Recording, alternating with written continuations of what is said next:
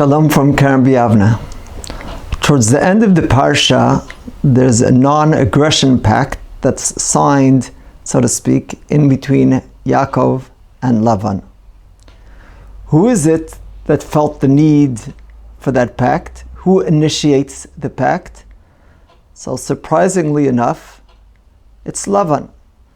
Lavan is afraid of all sorts of acts of hostility, so to speak, on the part of Yaakov. This seems pretty strange.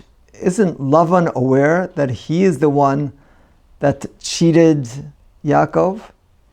Isn't he aware of the fact that he is the one that switched Yaakov's salary tens of times?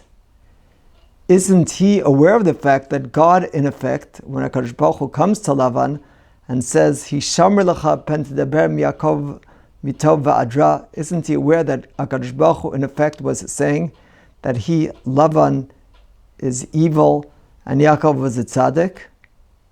Apparently the answer is no, he wasn't aware. Lavan was an expert at cheating, at fooling others, but he's also an expert at cheating and fooling himself. Lavan viewed himself as a talis shekula tcheles, or at least a talis shekula Lavan. The Mesilas Yesharim writes, towards the beginning of the Sefer, Chazal say that Olam Hazeh is doma l'layla. Writes the Ramchal that when it's somewhat dark, a person will not be able to see certain objects, and those objects that he does see, he'll sometimes confuse them. What looks like a pillar is really a person. What looks like a person's really a pillar. And similarly says the Ramchal,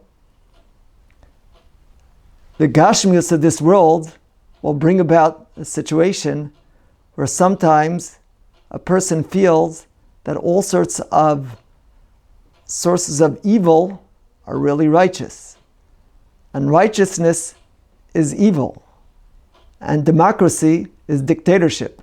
And dictatorship is democracy. And terrorists are freedom fighters. And people truly believe this nonsense.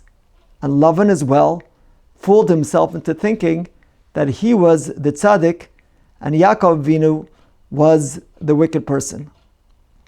We need to keep in mind, what separates a tzaddik from a rasha is not the fact that the rasha says, Hinni muchan mezuman to do averos.